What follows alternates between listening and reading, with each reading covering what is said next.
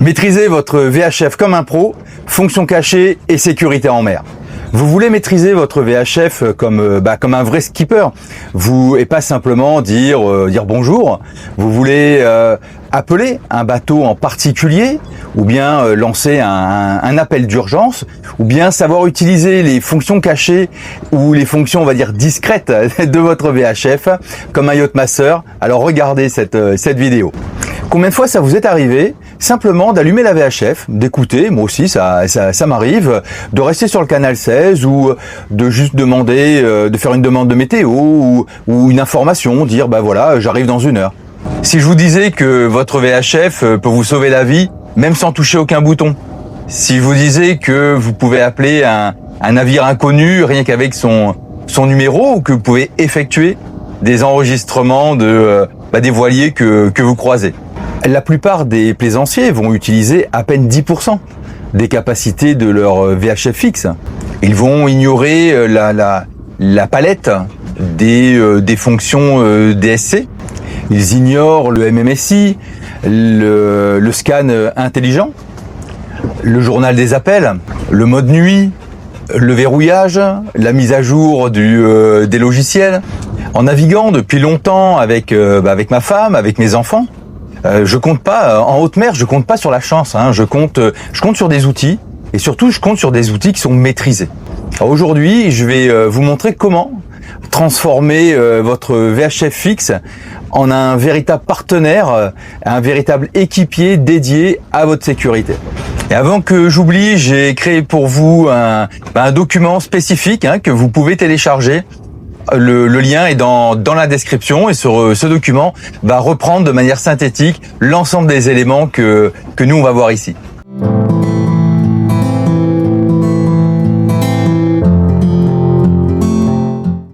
Bienvenue sur Ikigai Voyage, la chaîne où on parle de voile, de voyage et de changement de vie. Pour ceux qui ne me connaissent pas encore, je suis Lilian Dupré, je suis Yachtmaster certifié par la RYA, la Royal Yachting Association. Je suis également psychologue spécialisé en conduite de changement, en préparation mentale et en gestion du stress. Et depuis 25 ans, j'accompagne des particuliers, des professionnels dans la réalisation de leurs objectifs. Et depuis 2022, avec ma femme et nos 2 filles, nous vivons notre rêve de vie sur l'eau, autour du monde, en voyage, à notre rythme, à notre manière, mais pour notre plus grand plaisir. Ce que je partage ici avec vous, c'est ce que nous vivons, pas en théorie, en pratique, en mer, en grande croisière. Sur Ikigai Voyage, je vous aide à transformer votre rêve de vie en mer en une réalité concrète, préparée et sereine. Dans cette vidéo, nous allons explorer 4 niveaux de maîtrise. Le niveau 1, ce sont les bases que tout le monde connaît, mais qu'on fait parfois de manière un peu approximative. Le niveau 2, c'est la fonction DSC, c'est notre système d'alerte numérique silencieux. Le niveau 3, c'est l'enregistrement d'un MMSI d'un autre bateau pour pouvoir l'appeler en direct sans passer par le canal 16. Le niveau 4, ce sont les fonctions avancées, ignorées par 95% des plaisanciers, mais qui sont très très utiles en transat ou en haute mer. Ce qui est sûr, c'est qu'à la fin de cette vidéo, vous ne verrez plus votre VHF fixe simplement comme un micro, mais bel et bien comme un équipier, le premier équipier de votre sécurité. Alors commençons par le commencement, et le commencement, ce sont les bases de l'utilisation de la VHF. J'ai rencontré des plaisanciers qui pensaient que savoir utiliser une VHF, c'était savoir allumer le poste et puis parler. Voilà, on est un peu léger quand même sur ça. C'est un peu comme si on disait j'ai un volant, donc avoir un volant, c'est savoir conduire. Tout le monde a entendu nécessairement parler du canal 16. On peut pas avoir allumé une VHF sans avoir rencontré ce canal. Alors la règle première et la règle la règle fondamentale, c'est que le canal 16, c'est uniquement une ligne, un canal de communication de détresse et d'urgence. C'est pas un canal de conversation. Alors dans la vraie vie, comment ça se passe ? Vous préparez une sortie, donc vous allez allumer votre VHF, simplement parce que vous devez contrôler qu'elle fonctionne. Parfois, on garde les VHF allumés au mouillage, hein, pour ceux qui sont en grande navigation. Donc la première chose, c'est j'allume ma VHF, elle est allumée, donc je suis constamment, en permanence, en mode écoute. Si on fait un zoom là sur l'environnement de notre VHF, donc ici on a noté, alors ça c'est notre organisation personnelle hein, sur Ikigai, on a noté les secours, donc soit par téléphone au 196, soit la VHF par le 16. On a notre MMSI et on a notre call sign. Comme ça, on a tout sous les yeux. On s'est fait aussi ici un petit l'alphabet en fait en alphabet international et Ikigai écrit en alphabet international, ce qui fait que quelqu'un qui connaîtrait pas cet alphabet ou qui aurait du mal avec n'a plus qu'à en utilisant la VHF à lire Ikigai India Kilo India Golf Alpha India. Ça c'est assez simple. Et puis on s'est fait un mémo ici, le cross de Grinet, parce que c'est quand même lui qui centralise les secours avec son MMSI, son mail, les téléconsultations de Purpan, et puis ici en Anti-Guyane, pareil, MMSI, et puis le mail. Voilà pour l'environnement de notre VHF. Cet environnement, il est extrêmement personnel, hein. Ah oui, j'allais oublier. Ici, là, on a toutes nos fiches. Alors, vous voyez, en rouge, c'est tout ce qui est Mayday relais, Mayday silence, etc. Tout ce qui est panne, tout ce qui va être appel de routine, etc. Et toutes nos fiches de toutes nos checklists, gros temps, brouillard, et voilà, tout ce qui correspond aux urgences, on a tout centralisé par ici. Avec une VHF, ce qu'il faut bien voir, c'est que la VHF, c'est pas un téléphone. Vous n'appelez pas une personne en particulier. Lorsque vous passez un message sur n'importe quel canal, toutes les personnes qui sont sur ce canal-là, par exemple le canal 16 pour la détresse, tout le monde va entendre. Tous ceux qui sont sur le canal vont entendre. Le canal 16, ça reste un canal dédié à l'urgence, à la détresse, mais comme c'est notre canal commun, c'est-à-dire que par défaut, on écoute tous le 16. On peut passer des appels qui ne sont pas forcément des appels de détresse. Par contre, ce que ça veut dire, c'est qu'on entre en contact par le 16 et on indique immédiatement une voie de dégagement, c'est-à-dire un autre canal sur lequel on va continuer la conversation. Tout ça pour ne pas encombrer le canal 16 vis-à-vis d'une autre personne qui passerait, elle, un appel de détresse. Alors je le répète parce que c'est vraiment important, le canal 16 c'est que urgence, détresse. Et pourquoi je le répète? Parce que souvent quand on est sur le 16 et en navigation côtière, on a tous fait cette expérience d'entendre des conversations. Alors Lulu, t'as préparé les saucisses, les chipots, bon, et le cross qui régulièrement rappelle, attention, vous êtes sur un canal d'urgence, dégagez, laissez libre l'espace de communication. Les différents canaux, certains d'entre eux, comme le 16, ont une attribution, hein, mais d'autres sont libres.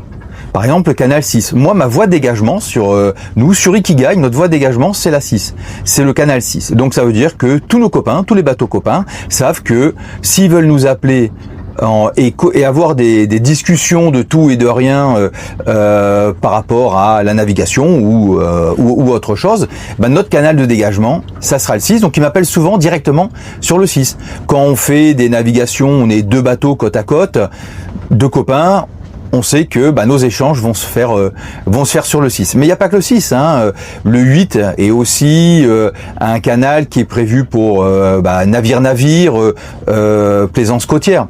Ensuite, souvent, le 9 est utilisé par les ports, hein, ou les capitaineries. Bon. Faites attention aussi parce que ces canaux, les attributions peuvent différer en fonction des pays. Mais d'un point de vue international, on a un certain nombre de canaux qui ont été bien identifiés. Alors c'est pas forcément évident de filmer sans avoir de reflets, parce que sur le bateau, comme le soleil tourne, on a tout le temps des reflets un peu partout. Alors pour moi, une chose importante, ça a été de nommer les différents canaux. Donc là, on est sur le 16, on voit bien que c'est le cross. Ensuite, lorsqu'on va descendre, hein, si on va aller sur le 8, Donc on est sur navire-navire. Ça c'est intéressant parce que tout le monde n'a pas en tête l'attribution de ces canaux. Pour nous, navire-navire sur Ikigai, on est toujours sur le 6. On va remonter, on va repartir sur le 16. Alors pour faire ça, on va chercher ici là Name. Alors je vous le montre par rapport à notre VHF à nous, hein. Donc évidemment, si vous avez des modèles, des marques différentes, et ben ça sera probablement différent. Mais c'est pour avoir l'idée de la démarche et puis surtout ce que nous on trouve intéressant à faire. Donc là, vous voyez, on va chercher Name ici. Donc on est sur le canal qu'on veut dénommer. On va chercher Name. Clac, c'est cross. Alors je vais le modifier et je vais noter cross MRCC. Alors pourquoi MRCC? Simplement parce que le cross est la dénomination française et pour peu qu'on soit dans des eaux internationales ou étrangères, on parlera en MRCC. Donc c'est la même chose, hein, c'est-à-dire que c'est le centre qui va réguler et coordonner les secours. Alors donc nous on a déjà écrit cross, donc je vais me balader avec mes petites flèches ici pour aller après et je vais simplement rajouter MRCC. Donc là, c'est la même chose. On va monter, chercher les lettres. Donc le M, le R, le C et le C.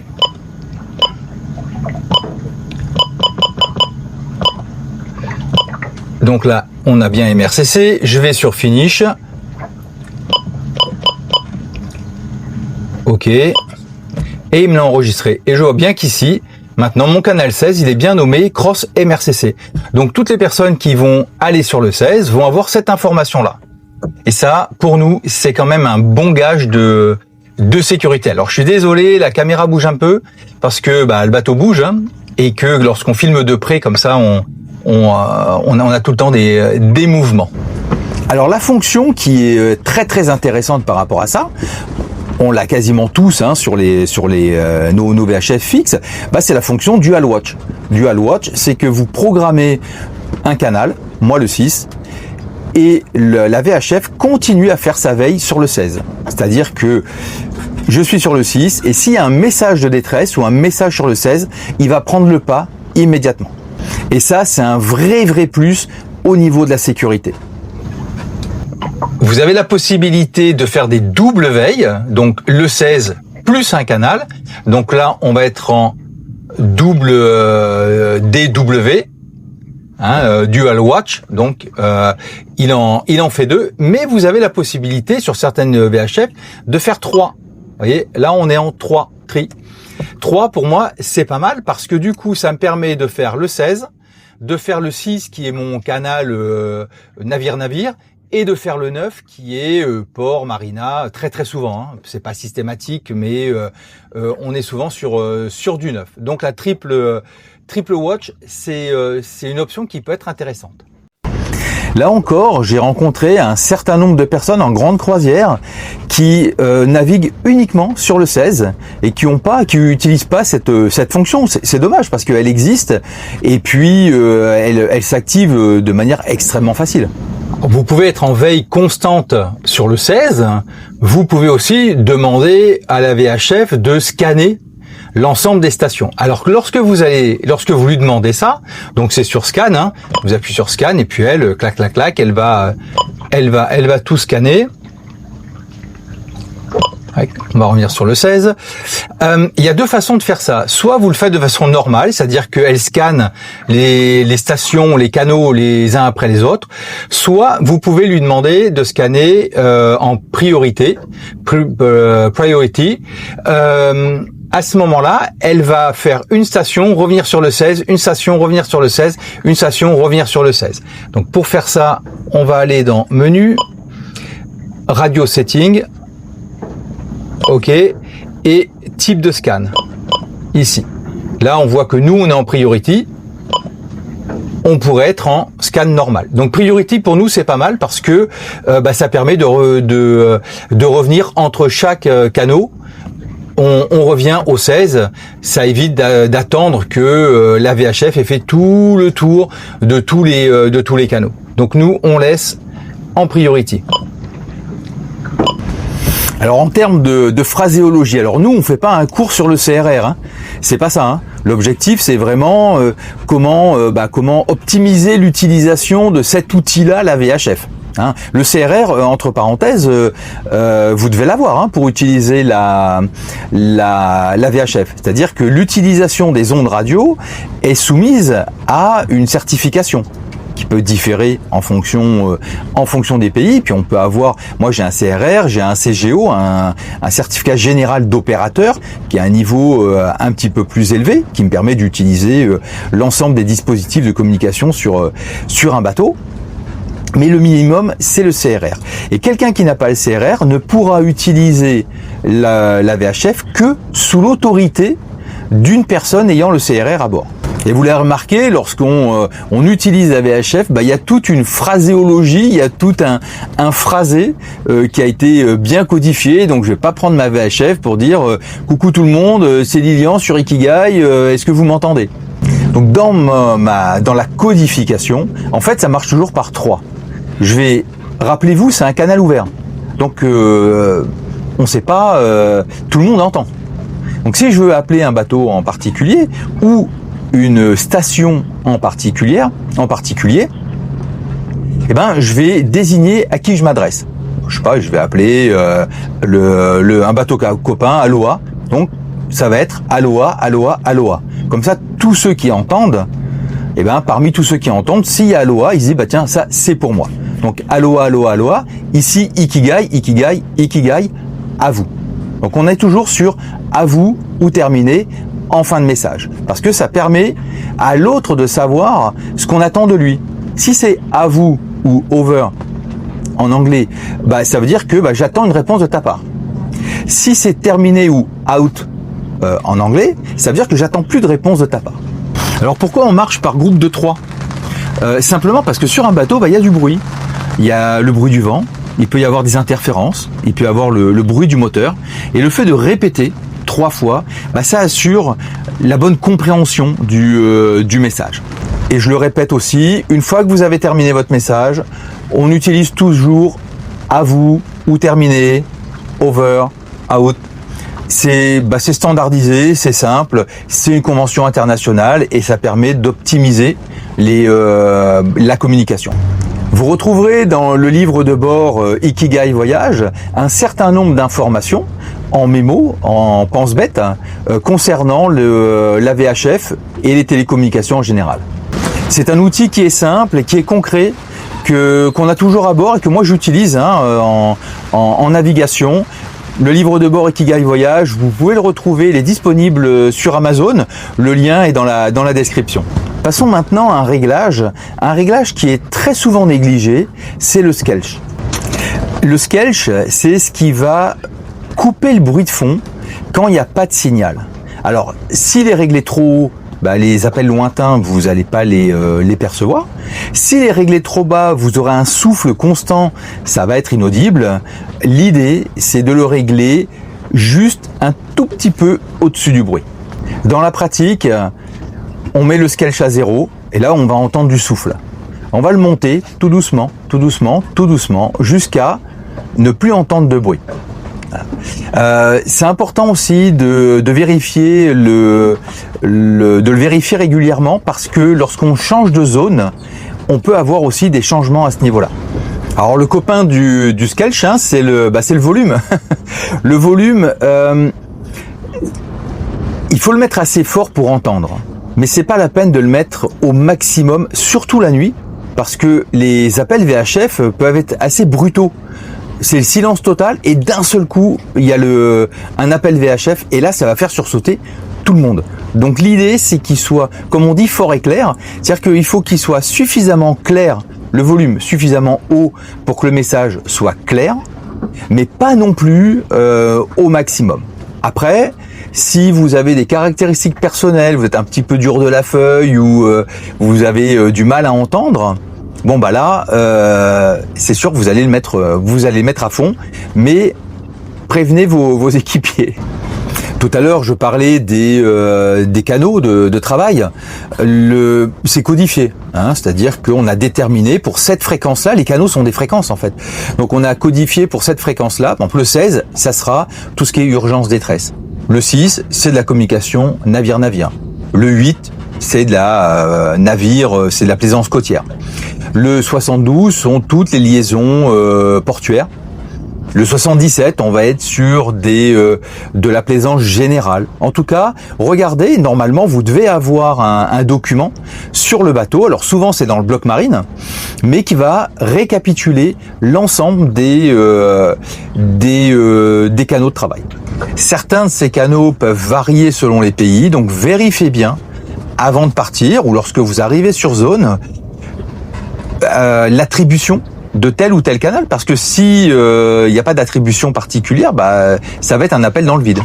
Alors je vous fais pas la démonstration de tout ce qui est faisable sur une VHF, hein. Simplement voilà ce qui peut être intéressant. Après c'est à chacun aussi de chercher. Par exemple, vous voyez, on a la possibilité avec l'étoile là de mettre certains canaux en favori. Donc j'appuie, ça l'enlève, je rappuie, ça le met. Donc après chacun va aussi construire l'outil en fonction de ses besoins et puis de sa façon de fonctionner et puis de ce qu'il trouve prioritaire. Alors si vous voulez gagner du temps, et ça moi c'est quelque chose que j'aime bien faire, c'est d'avoir un scan personnalisé. Alors ça c'est super parce que ça permet de gagner un temps fou et puis surtout de pas être, j'allais dire quelque chose de pas forcément poli, mais de pas être obligé d'entendre le défilé ou de voir le défilé de toutes les stations. La VHF fixe propose de sélectionner ça dépend des VHF, entre 5 et 10 canaux. Donc là, vous allez dans menu, scan, sélection. Après, c'est très spécifique aussi au niveau des VHF. Il faut regarder aussi son manuel d'utilisation. Alors, je vous encourage très fortement à lire ce P.teint de manuel et ça pour toutes les aides électroniques qu'on peut avoir sur le bateau. Alors, la VHF-X, elle, ce qu'elle va faire lorsque vous avez programmé un certain nombre de canaux, elle va les parcourir. Et dès qu'il y aura de l'activité sur le canal, vous allez entendre cette activité. Et si vous avez choisi que 6 canaux que vous utilisez de manière préférentielle, vous aurez... C'est un peu une forme de dual watch, mais poussé en plus. Alors vous voyez, là on est vraiment dans les bases, mais même les bases parfois révèlent des fonctions qui sont un petit peu avancées et qu'on n'utilise pas nécessairement. Mais tout ça, ça ne sert à rien si vous ignorez la fonction la plus avancée de votre VHF. Celle qui peut vous sauver la vie, c'est la fonction DSC, Digital Selective Calling. C'est votre système d'alerte numérique silencieux. Et c'est là qu'on passe au niveau 2. Le DSC, le Digital Selective Calling, ce tout petit acronyme, c'est vraiment la fonction la plus importante de votre VHF. Et c'est souvent, pour beaucoup de plaisanciers, la fonction la plus mystérieuse de leur VHF fixe. Le DSC, c'est pas simplement une option. Le DSC, c'est vraiment votre système d'alerte automatique. Et il peut envoyer votre position exacte, votre identifiant unique. Il peut envoyer la nature de votre détresse en moins de 5 secondes. Et ça, dans toutes les conditions. De nuit, que vous soyez seul, que dans toutes les conditions, ces informations vont partir. Alors, je me souviens d'une navigation, c'était une navigation de nuit entre les Canaries et le Cap-Vert, et c'était Moufida qui était de quart, et elle m'appelle, elle me dit, je vois des feux de détresse là loin sur l'horizon. Donc nous on était partis des Canaries, mais on avait déjà bien navigué. Et à ce moment-là, on décide d'appeler le CROSS, donc le MRCC pour les Canaries, et on les appelle pour signaler les feux de détresse qu'on avait vus sur l'horizon. Sur Ikigai, nous avons au niveau de la VHF toutes les fiches d'appel de détresse. Donc les fiches Mayday, les fiches Mayday Relais, les fiches accusés de réception, les fiches panne, sécurité, appel de routine, voilà. Et ces fiches, elles sont en anglais, en français, et quelqu'un même de tout à fait novice n'a juste qu'à suivre et à lire ce qui est écrit sur la fiche. Donc elles sont toutes déjà pré-remplies, et en bas de fiche, nous avons tous les types de détresse ou les types de panne que l'on peut spécifier au niveau des secours. Donc on envoie notre Mayday, ici Ikigai, je commence à donner mon call sign, mon numéro d'appel, mon MMSI, j'ai même pas eu le temps de donner ma position, que le gars m'a dit, j'ai pas besoin de tout ça, j'ai toutes les infos, je sais qui vous êtes, où vous êtes, exactement, du fait du DSC. Donc vous voyez, c'est quand même un outil qui est ultra efficace, ultra intéressant et qui travaille indépendamment de vous. Donc ensuite, on a eu juste à localiser, à donner la localisation, c'est-à-dire le gisement, à quel degré on voyait les feux de détresse, à quelle hauteur sur l'horizon. Et puis ensuite, on a entendu partir, mais très rapidement après, on a entendu partir les hélicoptères. On n'a pas eu le fin mot de l'histoire, mais en tout cas, la chaîne de secours a été très rapide à se mettre en place. Mais attention, votre DSC, lui, ne va fonctionner qu'à 2 conditions. La première, c'est d'avoir un MMSI. Donc ça veut dire que votre station de bord doit être déclarée au niveau de la NFR, et c'est la NFR qui va vous donner votre numéro MMSI, et puis votre station doit être connectée à un GPS. Et s'il manque un des deux, le DSC, lui, il va pas fonctionner. C'est un peu comme avoir un extincteur sans pression. On va commencer par le MMSI, parce que ça, c'est vraiment l'élément fondamental. C'est votre numéro d'immatriculation, enfin, c'est pas votre numéro, c'est le numéro d'immatriculation de la station de bord. C'est un numéro maritime et c'est un numéro international. C'est un numéro à 9 chiffres. Ce numéro, il est unique et il est à vie et il est attribué à la station. Il n'est pas attribué au propriétaire. Alors comment est constitué le MMSI? On va le faire rapidement parce que nous on fait pas une vidéo sur le MMSI, mais c'est toujours intéressant de savoir un petit peu comment tout ça s'est construit. Les 3 premiers numéros, c'est ce qu'on appelle le MID. C'est un numéro, c'est un indicatif en fait maritime. Alors pour la France, alors c'est soit un pays, soit un territoire. Alors pour la France, c'est classiquement le 227, 228, 229. Si on prend le Royaume-Uni, ça va être 232. Vous voyez, dès qu'on voit les 3 premiers chiffres, on sait attribuer à quel territoire appartient la station, et comme la station fixe, une station de bord, le navire. Les 6 chiffres d'après, ils sont donnés par l'instance qui fait autorité en la matière. Bon, en France, c'est la NFR. Et là, on est vraiment sur l'identification de cette station-là. Et ça permet de distinguer des navires qui font partie du même pays, en fait. Après, vous allez pouvoir retrouver des cas particuliers. On est vraiment sur des cas particuliers. Par exemple, souvent, les stations côtières, ça commence par 00. Voilà. Les Search and Rescue, les SAR, SAR, vont commencer par 1. Vous pouvez aussi avoir des groupes de navires ou des groupes d'appels sélectifs. Là, ça commence souvent par un seul 0. Mais là, on est dans le cas particulier. Mais c'est intéressant parce que quand on voit apparaître, par exemple, sur l'AIS ou sur vos écrans, quand vous voyez apparaître un MMSI qui commence par 00, vous savez que c'est une station côtière. À ce MMSI, lorsque la NFR vous l'a attribué, vous devez programmer votre appareil avec. Programmer la VHF et l'AIS. Voilà. Et là, il faut pas se planter au moment de la programmation parce que c'est vraiment votre identifiant. Depuis tout à l'heure, je vous parle de la NFR. La NFR, l'acronyme, c'est l'Agence nationale des fréquences. Donc c'est anfr.fr. Et c'est eux qui vont s'occuper de vous attribuer ce MMSI. Donc vous allez sur le site, vous remplissez un formulaire, tout se fait en ligne, et puis ensuite vous recevez votre licence avec votre numéro de MMSI, plus sur la licence, vous aurez tous les appareils qui doivent être déclarés au niveau de appareils de télécommunication, qui doivent être déclarés au niveau de la NFR. Alors, dans les appareils que vous allez déclarer, vous allez avoir évidemment la VHF DSC, vous allez avoir l'AIS, émetteur-récepteur ou émetteur. Vous aurez les balises EPIRB, les grosses balises du bateau, pas la petite PLB qu'on a sur le gilet de sauvetage, qui elle s'enregistre ailleurs. Vous aurez également tout ce qui est MF, HF, en moyenne fréquence, haute fréquence. Bon, ça c'est beaucoup plus rare sur les bateaux de plaisance.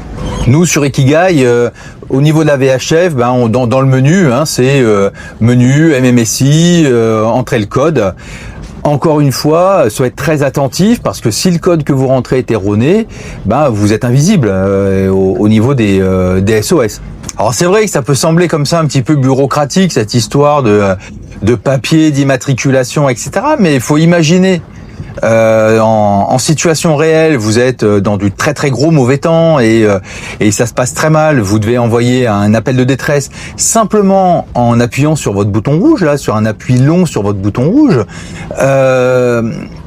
Les secours vont recevoir votre position, mais pas une position plus ou moins vers les Açores, le Cap-Vert ou à tel et tel endroit, pas quelque part dans l'Atlantique ou dans le Pacifique, mais vraiment votre point précis au niveau du GPS. Et alors ça change tout.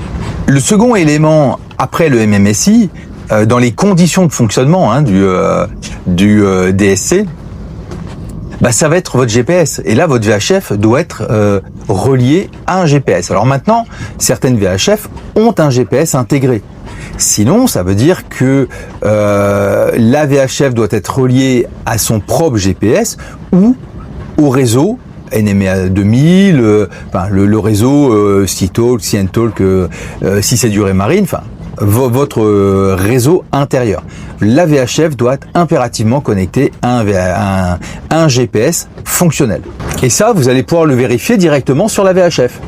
La VHF, alors vous pouvez faire un test, mais lorsque vous l'allumez, elle va prendre un certain temps et elle va capter les GPS qui sont là.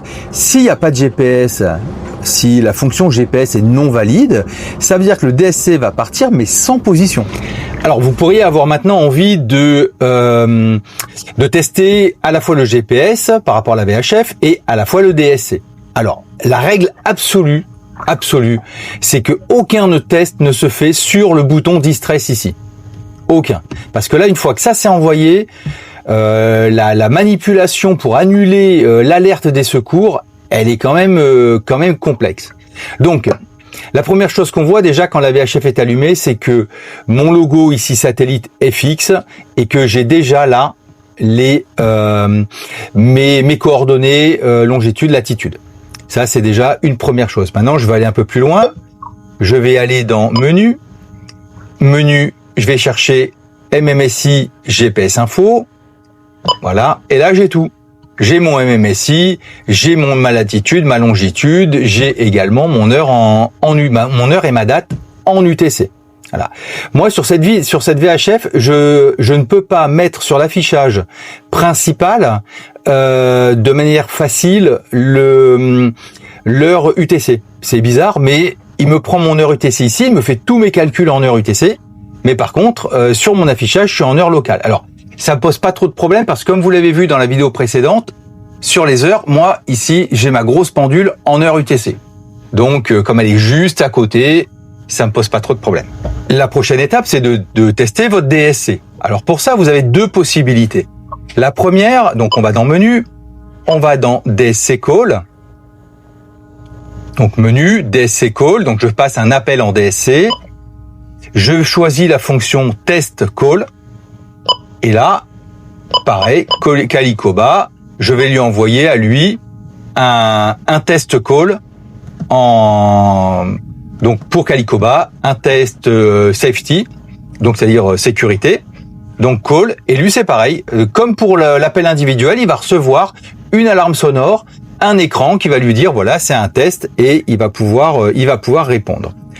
Autre possibilité, On revient sur le ici, donc menu. On va pas dans DSC Call, on va aller dans DSC Setting. Dans DSC Setting, hop, on va choisir DSC Loop Test. Donc là, il fait un auto-test. J'entre, OK, et il me dit Push Enter to Start.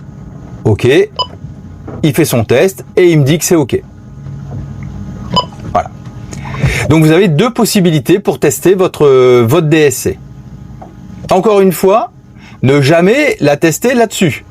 Une bonne précaution avant de partir en grande croisière, avant une grande traversée, après une intervention électrique ou après avoir débranché le GPS ou tous les 3 à 6 mois, ça va être de vérifier l'affichage GPS, vérifier l'heure UTC, faire un test DSC en automatique et faire un test DSC réel à un bateau ami. Ça fait partie des checks, et vous le retrouverez dans le livre de bord Ikigai Voyage, ça fait partie des checks indispensables avant de quitter le port, avant de quitter votre mouillage. Dès que vous allez partir en navigation, ce check-là, il est incontournable. On va passer maintenant à, comme le nez au milieu de la figure, à ce gros bouton rouge en plein milieu de la VHF. C'est ce gros bouton que tout le monde voit, mais personne n'ose toucher.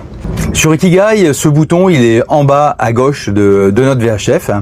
Alors, pour déclencher l'alerte, on soulève le petit capot, on appuie et on reste appuyé au moins 3 secondes. Alors, pourquoi 3 secondes? Simplement parce que, alors si vous arrêtez d'appuyer avant, il se passera rien, hein, le message, l'envoi sera annulé. Plus de 3 secondes simplement parce que en mer, la mer ça bouge, hein, comme vous l'avez remarqué, et on peut appuyer de manière accidentelle. Alors normalement il y a le petit capot qui empêche d'appuyer de façon accidentelle, mais pour vraiment préserver la chaîne de secours, il faut faire un appui long. Comme ça, on sait que c'est vraiment un appui volontaire. Lorsque vous faites cet appui long, en fait, votre VHF, elle va envoyer votre MMSI, elle va envoyer votre position GPS, elle va envoyer l'heure et puis la nature de l'urgence, c'est-à-dire détresse. Une petite précision, le message qui est envoyé, c'est un message qui est porté par des ondes radio, des ondes VHF. D'ailleurs, le DSC utilise un canal VHF qui est le canal 70, c'est le canal qui lui est dédié. Nous, on n'entend rien. C'est pas un canal, c'est un canal silencieux, c'est pas un canal vocal. Hein. Le message est quand même porté par une onde radio. Ça veut dire que on est sur une portée autour des 30 000 nautiques en termes de réception par d'autres bateaux équipés de VHF DSC. Et évidemment, ce signal, lui, il est reçu, il est réceptionné par les MRCC, par les centres de secours, ou les CROSS. Alors vous l'avez compris, le DSC, c'est pas juste une option ou un gadget, hein. Ça fait partie intégrante du système mondial de secours en mer, hein, du GMDSS. Hein. Donc voilà, c'est un lien direct avec votre sécurité et les systèmes d'organisation des secours au niveau international. Vous allez me dire peut-être, mais alors ok, mais du coup comment je sais que ce bouton il fonctionne? C'est une bonne question, hein, et légitime. Le problème c'est qu'il n'y a pas de mode test. Alors comment on va le vérifier? Ce que le bouton utilise, lui, il va utiliser le DSC, il va utiliser le GPS, il va utiliser le MMSI, l'antenne et l'alimentation. Donc nous on va vérifier que tout ça, ça fonctionne. Donc on a vu comment faire le test DSC, les deux types de tests, comment vérifier qu'on a bien le GPS, la VHF. Après, c'est comment vous allez vérifier que votre antenne, elle est bien connectée et que tout ça, c'est bien alimenté. Deuxième niveau de vérification, on va vérifier, c'est plutôt une vérification, on va dire, matérielle. On va vérifier que le capot est intact, qu'il n'a pas été cassé, que le ressort fonctionne bien. Il n'y a pas de traces d'oxydation quelconque, mais vous voyez, on va surtout pas tester en appuyant sur le bouton. À ce moment-là, on peut aussi donner une information aux équipiers en disant voilà, comment ça fonctionne. Tu soulèves, tu appuies 5 secondes. Alors l'équipier qui va s'entraîner va le dire, j'appuie pendant 5 secondes. Il va compter. sans jamais appuyer pour de bon. Hein, on est vraiment dans une forme de simulation en fait. Alors je dis pas qu'il faut le tester tous les jours ou toutes les semaines, mais c'est quand même une bonne pratique que de vérifier ça de temps en temps. Et si vous souhaitez un accompagnement plus personnalisé par rapport à ces aspects techniques, n'hésitez pas à nous contacter via notre site internet ikigaivoyage.com. Maintenant, le DSC, c'est pas uniquement un appareil dédié aux appels d'urgence. C'est aussi un outil de communication discret et relativement efficace. Grâce au DSC, vous pouvez appeler un bateau spécifique par l'intermédiaire de son MMSI. Pas besoin de connaître son nom, pas besoin d'aller polluer le canal 16. Alors comment on fait ça? Là on avance un petit peu dans le fonctionnement expert de la VHF. Et ben on va entrer le MMSI dans l'annuaire de la VHF. Dans ce volet qui est dédié à la DSC, donc c'est-à-dire à l'ASN, hein, c'est l'appel sélectif numérique, quelque chose qui pour nous sur Ikigai est très intéressant et souvent utile, c'est le fait de pouvoir entrer le MMSI des bateaux copains. Donc parce qu'ensuite on va évidemment pouvoir utiliser tout ça. Alors pour entrer le MMSI, donc on va aller dans menu. Hop, DSC setting, voilà, hop, ici, on y va et on va chercher individual ID, donc le numéro individuel. Donc là, on y va, ping. Alors là, hop, add. On va ajouter un numéro et donc là on peut entrer le numéro. Donc on va être sur, allez, je vais rentrer celui d'un bateau copain, 2, on va aller chercher lui, pap, ensuite ici, hop, clac, et ensuite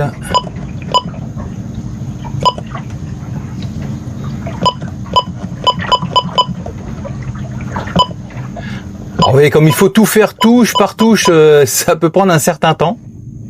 Hop, donc là on a terminé, on l'a enregistré, ok. Maintenant, il va me demander le nom. Alors moi, j'inscris toujours le nom du bateau, simplement parce que les stations de bord sont associées au bateau, sont pas associées au propriétaire. Donc, on va mettre le nom du bateau.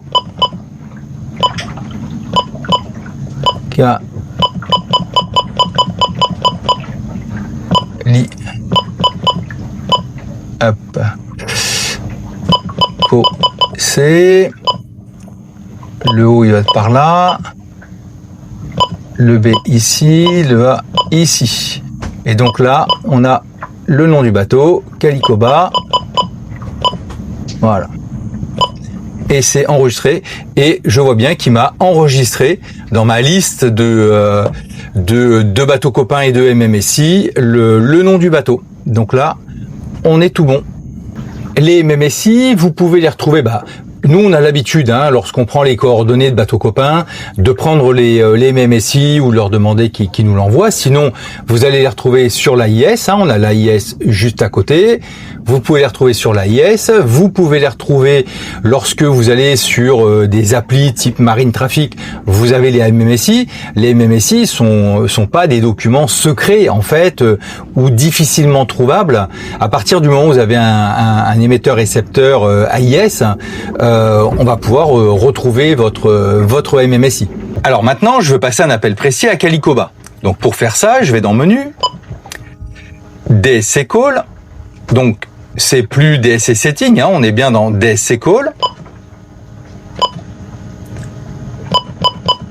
Hop, je sélectionne Individual Call.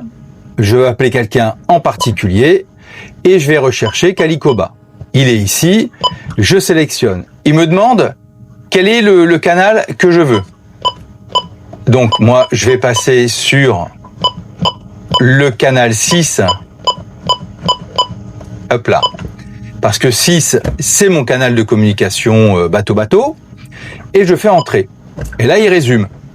C'est un appel pour Calicoba, c'est un appel de routine, canal 6 en téléphonie, et j'ai plus qu'à appuyer sur call. Alors évidemment, lui, il faut qu'il ait sa VHF d'allumée. C'est forcément le prérequis. À ce moment-là, l'autre bateau, le bateau concerné, va recevoir une alerte sonore, lui disant, voilà, vous avez reçu un appel de MMSI, le numéro du MMSI. Il accepte et on bascule tout de suite sur un canal de travail. Ce qui est quand même extrêmement pratique. Alors ce que nous faisons sur Ikigai, on a pris l'habitude à chaque fois qu'on rencontre un nouveau bateau copain, donc on prend les coordonnées, téléphone, etc. Moi j'aime bien prendre les caractéristiques du bateau, c'est-à-dire le nom du bateau, le modèle, etc. Et puis avoir le numéro MMSI également, et je rentre tous les MMSI de mes bateaux copains, ce qui me permet de pouvoir les contacter de manière comme ça relativement discrète lorsque j'en ai envie ou besoin. Bien évidemment, la personne que vous appelez doit avoir sa VHF et son système DSC activé, sinon ça ne sert à rien. Bon, mais c'est comme passer un coup de téléphone à quelqu'un qui n'a pas de téléphone, ça va un peu sonner dans le vide. Dans les checks, là on a un troisième check. Premier point, on allume la VHF, on vérifie qu'elle fonctionne bien. Deuxième point, on vérifie que la localisation GPS, les coordonnées GPS soient bien notées sur la VHF. Et puis troisième point, on vérifie que notre DSC en mode émission-réception fonctionne bien. Mais le DSC, c'est pas tout. Votre VHF cache encore des trésors méconnus. C'est là où on entre dans le niveau 3. On arrive maintenant à une fonction qui est trop souvent sous-exploitée par les plaisanciers. C'est l'enregistrement et l'appel direct par MMSI. Imaginez, vous êtes à un endroit où il y a beaucoup de cargos, on va dire vers Gibraltar, de nuit. En plus, il y a du brouillard, comme ça on accumule quand même les choses. Le radar vous dit, il y a quand même quelque chose qui vient vers toi. Et vous savez que c'est un cargo, que vous n'avez pas son nom, vous ne savez pas comment il s'appelle. Il y a quand même moyen de pouvoir le contacter de manière sûre, discrète, sans confusion et directement. Vous voulez éviter d'alerter tout le canal 16, le réflexe, c'est toujours le même, le MMSI. Donc la procédure, vous la connaissez, on va passer par l'AIS, c'est l'AIS qui va nous donner son numéro MMSI. Les cargos, comme tous les navires de travail, tous les navires professionnels, ont obligatoirement un MMSI et ont obligation d'émettre au niveau de l'AIS. Donc vous récupérez le numéro, vous le notez ou mieux vous l'enregistrez dans votre carnet d'appel. L'enregistrement dans le carnet d'appel. Alors moi j'ai le carnet d'appel, en fait c'est l'annuaire de la VHF. Donc menu, DSI, book address et new, add new. Donc là c'est valable pour notre VHF. Chaque VHF a un fonctionnement qui est quand même assez proche parce que ce sont des procédures qui doivent être simples pour l'utilisateur. Donc on est quand même sur des choses qui sont un petit peu intuitives. Il faut juste savoir que ça existe en fait. En principe, lorsque vous repérez son numéro MMSI au niveau de l'AIS, vous avez son nom également, le nom du navire, plus tout un tas de caractéristiques. Si vous n'avez pas de nom, vous mettez un identifiant qui vous permet de savoir exactement de quel bateau il s'agit par rapport à votre navigation. Une fois enregistré, il vous reste plus qu'à appeler. Bon là c'est facile, bouton DSC, call, et vous choisissez votre interlocuteur, le MMSI de votre interlocuteur. Votre VHF envoie un signal numérique silencieux. Donc ça veut dire que le bateau va lui recevoir une alerte sonore et lui indiquant que voilà tel bateau, tel MMSI le contacte. Il n'a plus qu'à accepter l'appel et à basculer sur la voie de travail, le canal de dégagement qui a été identifié. Et là, il n'y a pas de bavardage public, il n'y a pas de risque d'interférence. Il y a simplement une communication qui va être claire, simple, directe d'un bateau à un autre bateau. Et c'est exactement la procédure que nous utilisons sur Ikigai pour parler de bateau copain à bateau copain. Mais encore une fois, l'autre bateau doit avoir sa VHF allumée et son système DSC opérationnel. En général, comme c'est associé à la VHF, les deux fonctionnent ensemble. Mais c'est l'impératif.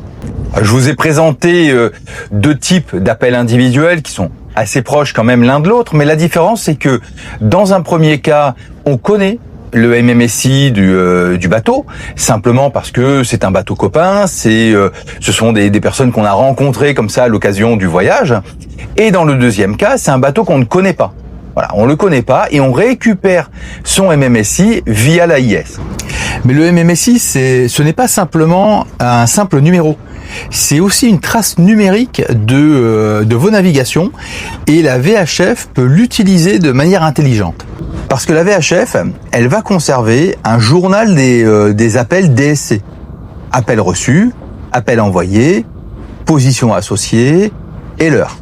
Sur notre VHF, on va dans Menu, DSC, donc c'est toujours, vous voyez, toujours l'arborescence, un menu DSC, et puis après on choisit, et là ça va être call log, c'est-à-dire l'enregistrement des différents appels. Alors pourquoi ça peut être utile? La première chose, c'est qu'en cas d'incident, ça peut être une preuve légale.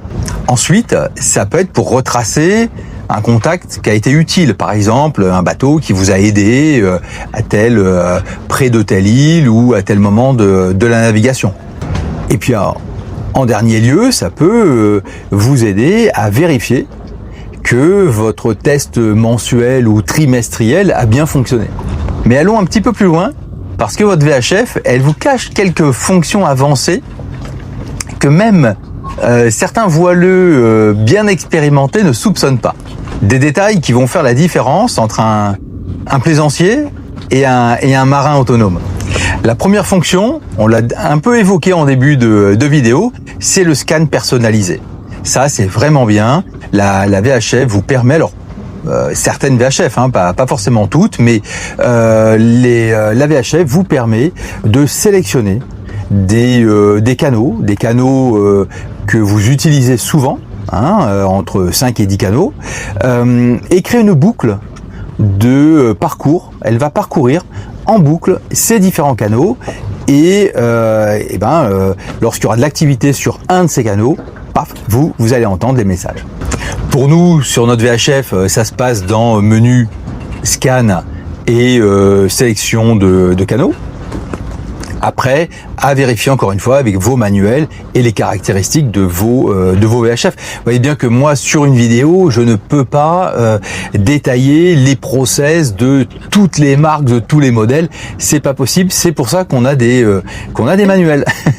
La VHF, elle vous permet de personnaliser vos scans. Personnaliser vos scans, ça veut dire que dans un premier temps, vous allez choisir les canaux pour lesquels vous avez envie que la VHF fasse une boucle de scan.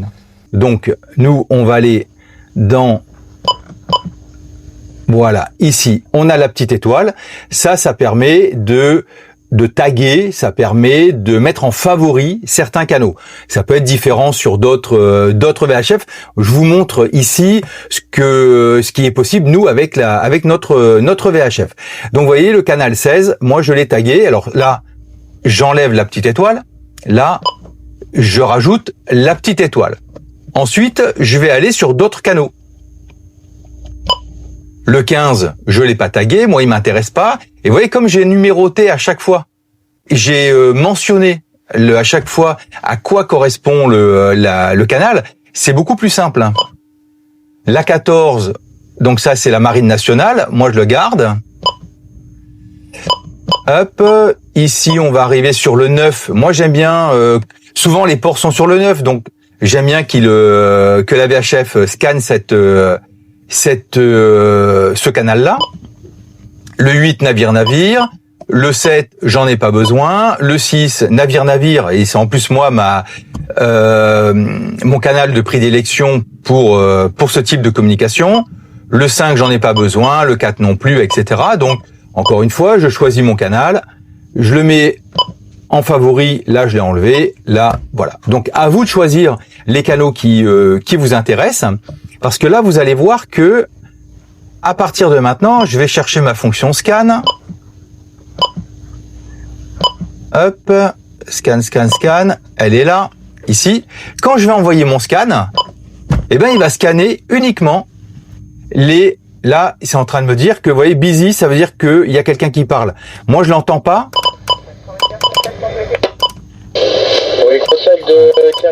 Je l'entends pas parce que pour la vidéo, j'ai coupé le son. D'accord? Mais à partir du moment où c'est écrit busy, ça veut dire que le canal est occupé. Et il s'est arrêté ici. Et donc, on voit bien que c'est le cross. Là aussi, il s'arrête là. Je continue mon scan.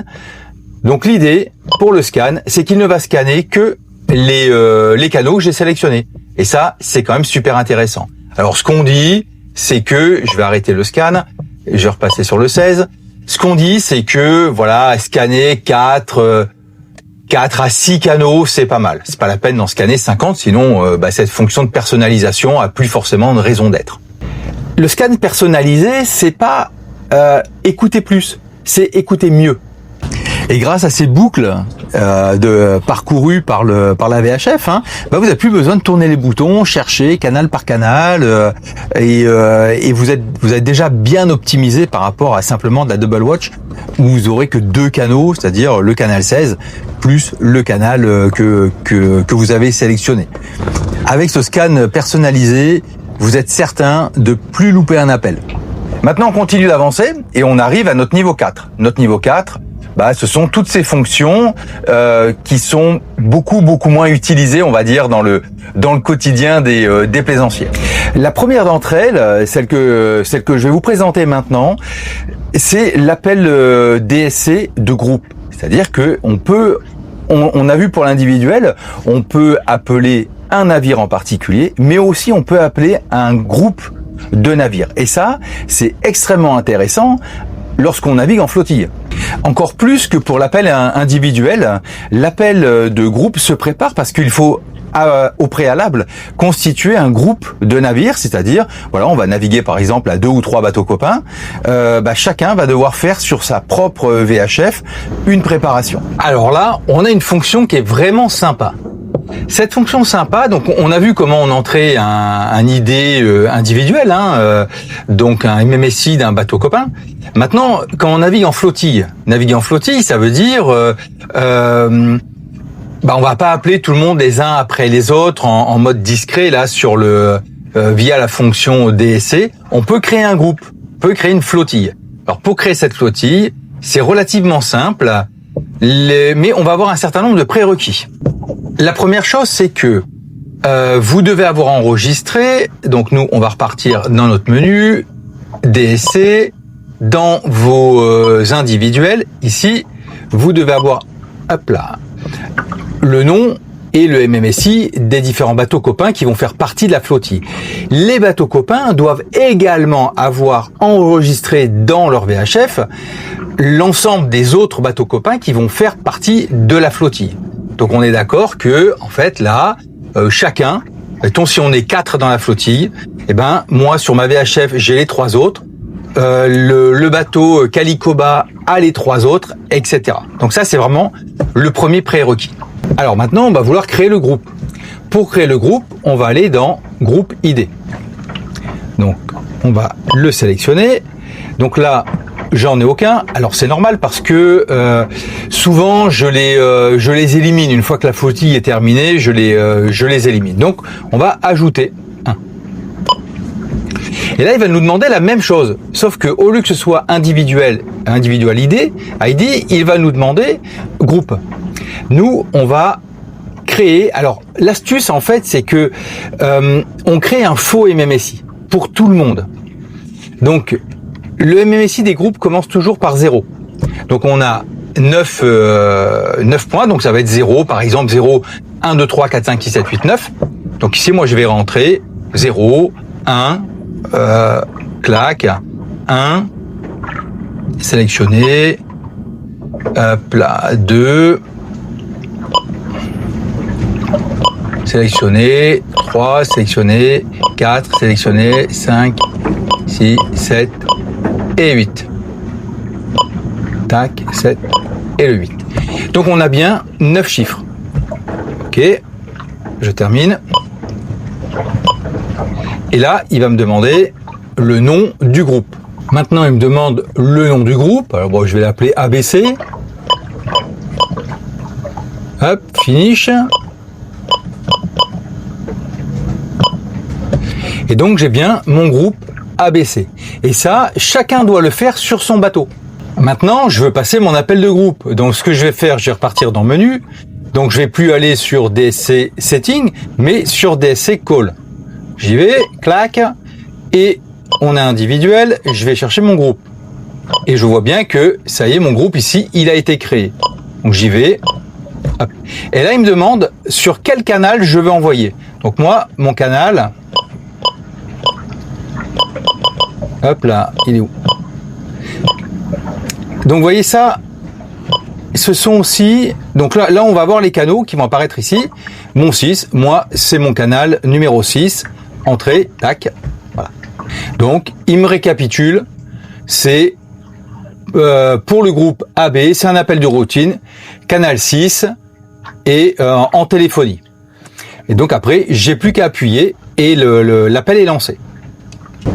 Alors côté bateau copain, qu'est-ce qui se passe? Bah eux, ils vont, la VHF va sonner en fait, et sur l'écran, il va s'afficher le nom du groupe et le canal qui est sollicité.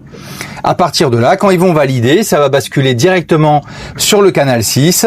On passe pas par le 16, il n'y a pas de pollution radio et on a vraiment une communication qui est pro et qui est vraiment propre. Bon alors évidemment, c'est quand même beaucoup mieux de faire ça avant le départ au port. Ça permet aussi de tout tester. On va pas faire ça une fois chacun est parti dans son coin et de se dire tiens, en cours de route, si on crée un groupe pour la flottille. Alors je rappelle les prérequis absolus. Bah le prérequis absolu, c'est que tout le monde a son MMSI et que son MMSI soit enregistré sur sa propre VHF.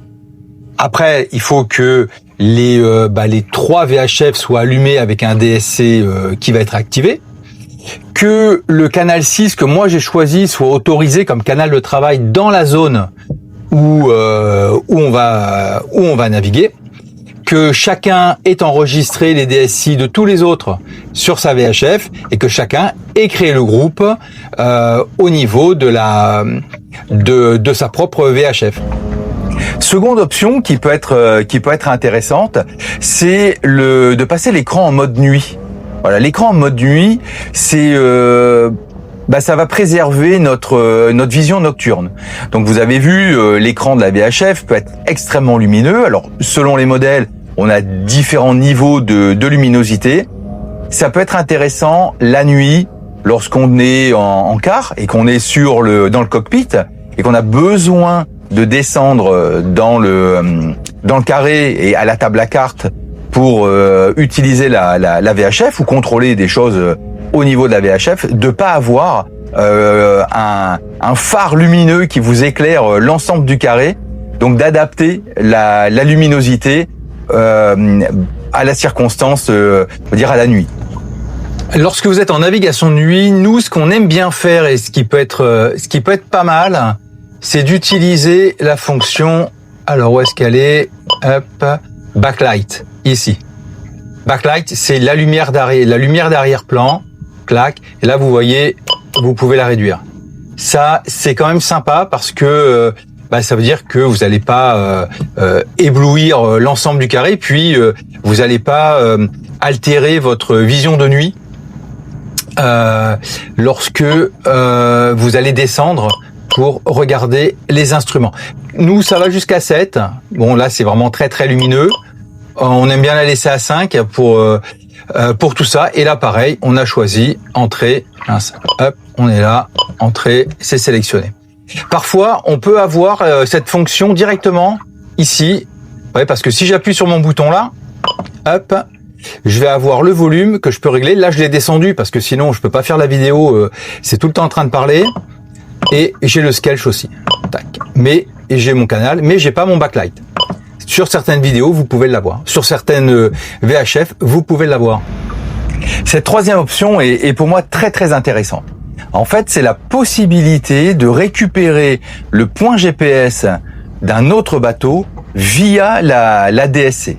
Et ça, c'est quand même extrêmement utile lorsque vous voulez positionner un bateau copain ou un autre navire sur le plan d'eau.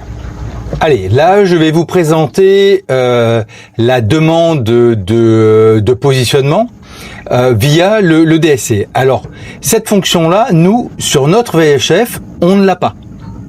Mais je vais quand même vous montrer la procédure, en fait, pour la faire, dans la limite de notre VHF. Alors, le prérequis, c'est que le MMSI du bateau, comme pour un individual call, doit être entré dans votre annuaire, dans votre VHF. Voilà. On estime que vous avez déjà rentré le MMSI du bateau en question, pour lequel vous voulez avoir sa position. À partir de là, on va partir dans Menu, ici, et on va faire un DSS call. Dans ce DSS call, vous avez plusieurs options. Soit vous faites un individuel, un groupe, all ship, et selon les VHF, vous avez position request, c'est-à-dire une demande de position. Alors vous voyez, nous, on va pas l'avoir dans notre menu. Ah, c'est bien dommage. Alors, vous voyez, l'intérêt aussi de voir ce type d'option, c'est que nous, ça va aiguiller l'achat de notre prochaine VHF.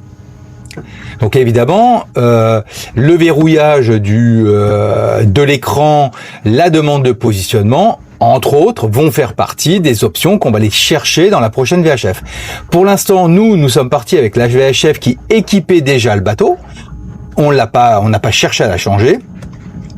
En sachant le type d'options intéressantes qui peuvent exister, ça permet d'avoir un choix plus éclairé pour la prochaine. Imaginons que vous ayez l'option Position Request, à partir de là, vous allez, c'est comme un individual call en fait. On va vous demander le nom du bateau, donc vous allez appuyer sur l'option, on va vous demander le nom du bateau, et puis ensuite, vous aurez le MMSI, vous envoyez. Tout ça, ça passe en silencieux sur le canal 70.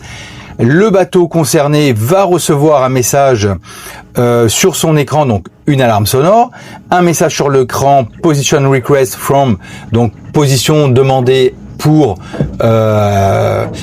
Ikigai. Donc Ikigai vous demande votre position, vous acceptez ou vous refusez, et à partir de là, la position, elle va être transmise. Lorsque la position est transmise, vous avez la latitude, la longitude, l'heure UTC, qui, rappelons-le, rappelez-vous notre dernière vidéo sur les heures en navigation. On navigue en heure UTC, on vit en heure locale. Donc l'heure UTC et le MMSI du bateau, et des fois même selon les configurations, on peut avoir la distance et un relèvement. Quatrième et dernière option sous-utilisée, sous-exploitée, c'est le verrouillage du clavier. Il y a tout un tas de circonstances où verrouiller le clavier de la VHF peut être intéressant, soit parce qu'il y a de la mer, soit parce que on peut modifier des configurations de manière intempestive, et la possibilité de verrouiller son clavier est quand même quelque chose qui peut être vraiment intéressant. Alors, cette vidéo, je ne la fais pas que pour moi. Donc, il y a une fonction qui est intéressante à utiliser, mais nous, on l'a pas sur la VHF. C'est la fonction de verrouillage du clavier. Alors, parfois, il y a un bouton lock qui permet de verrouiller. Parfois, le bouton lock est associé au bouton scan, et on va faire un scan long et un appui long sur le bouton scan, et on va verrouiller. Sur notre VHF, on ne peut pas. Si c'est la même, si vous n'avez pas ce type de bouton, vous pouvez quand même tenter quelque chose, c'est-à-dire aller dans Menu et aller dans Configuration, et vous cherchez Key Assignment. Là, ça veut dire la désignation des boutons. Donc, vous entrez dedans. Les soft keys, ce sont celles-là, les petits points qu'on voit, les petits rectangles noirs là, avec marqué dessus une fonction donnée. Donc moi je vais faire entrer, et là j'ai toute l'attribution des soft keys. C'est-à-dire que en bas, là, je vais avoir scan, double watch, high low, channel, voilà, toutes les désignations. Et ensuite ici, j'ai des softkeys qui ne sont pas attribués, not used. Je vais faire entrer et lui va me proposer d'assigner à cette softkey 10 une fonction. Il peut vous assigner la fonction keylock, c'est-à-dire verrouillage de l'écran. Donc vous faites entrer et vous l'assignez. Nous, vous voyez que moi, il me propose pas du tout cette fonction-là. Donc c'est une fonction que malheureusement je ne peux pas utiliser sur ma VHF. J'espère que vous, sur la vôtre, c'est quelque chose qui est faisable. C'est la limite de notre modèle de VHF. Alors vous l'avez vu, hein, même si cette vidéo est un peu longue, on peut pas faire le tour de l'objet VHF comme ça en une heure. D'autant plus que selon les modèles, il existe des options qui demanderaient un développement encore plus long. L'objet de la vidéo, ce n'est pas un cours sur le CRR ou sur le CGO. L'objet de la vidéo, c'est bien l'utilisation de notre VHF et comment on va optimiser cette utilisation. Parce que si on veut aller encore plus loin, on pourrait aborder un autre aspect de la VHF, par exemple la capacité de certaines VHF à se connecter à un traceur, la possibilité pour d'autres VHF à être connectés au pilote auto, ou bien encore une autre possibilité qui serait d'utiliser la VHF dans le cadre de la connecter par exemple à un haut-parleur dans le cockpit. Vous voyez, on peut imaginer, il y a beaucoup de possibilités avec la VHF, mais là, on est dans un autre cadre, et qui serait le cadre de l'optimisation globale d'un réseau. Tous ces détails, toutes ces procédures qu'on a abordées ici dans cette vidéo, ce sont des choses que nous avons appris au gré du voyage, au fil du temps, parce que ça répondait à des besoins spécifiques de nos navigations. Et c'est là où on commence à voir sa VHF de manière un peu différente. On la voit plus comme un simple micro, mais vraiment comme un outil intelligent qui va être garant de notre sécurité, un outil de communication qui garantit notre sécurité. C'est un équipier plus ou moins silencieux, mais en tout cas qui est toujours là et qui est toujours prêt à nous rendre service. Vous venez de découvrir dans cette vidéo comment utiliser votre VHF-X, non pas comme un amateur, mais vraiment comme un plaisancier plus qu'averti qui sait utiliser un véritable outil de sécurité. Vous connaissez les bases de la communication VHF, vous connaissez l'importance et le rôle du DSC. Vous savez passer des appels individuels, des appels collectifs via le DSC, scanner, faire des scans personnalisés. Et puis les 4 fonctions qui sont vraiment sous-exploitées au niveau de nos VHF. Parce qu'en mer, la confiance ne vient pas de l'espoir, elle vient de la compétence. Et la compétence, elle vient de la préparation. Si cette vidéo vous a aidé, laissez un commentaire pour simplement pour partager votre expérience de la VHF. Quelles sont parmi les options dont on a parlé, les options que vous n'avez jamais utilisées et que vous allez mettre en place, à utiliser, ou même quelles sont les options dont on n'a pas parlé dans la vidéo et que vous utilisez avec succès. Vos retours guident également mes prochaines vidéos. Ils m'aident à construire des contenus encore plus utiles pour vous, plaisanciers, familles qui rêvaient de grandes croisières ou de changements de vie. Ici, on ne vend pas du rêve, on construit la réalité de la grande croisière, techniquement, mentalement et humainement. C'est aussi pour cela que j'ai écrit les outils du navigateur, que ce soit le livre de bord, Ikigai Voyage, que ce soit le carnet de navigation ou mes mouillages de rêve. Ces ouvrages vous aident à organiser, à sécuriser, à savourer chaque étape de votre aventure. Alors ils sont disponibles sur Amazon, tous les liens sont dans la description. Et si vous souhaitez un accompagnement plus personnalisé concernant la préparation de votre projet, concernant votre état d'esprit ou les dynamiques familiales, vous pouvez nous contacter directement via notre site ikigaivoyage.com. Merci d'avoir regardé cette vidéo jusqu'au bout. N'oubliez pas, partager ses rêves, c'est déjà les rendre possibles. Alors si cette vidéo vous a plu, si elle a été utile pour vous, si elle vous a intéressé, pensez à la partager, c'est ce qui aide le plus la chaîne. Et moi je vous dis à bientôt pour une prochaine vidéo.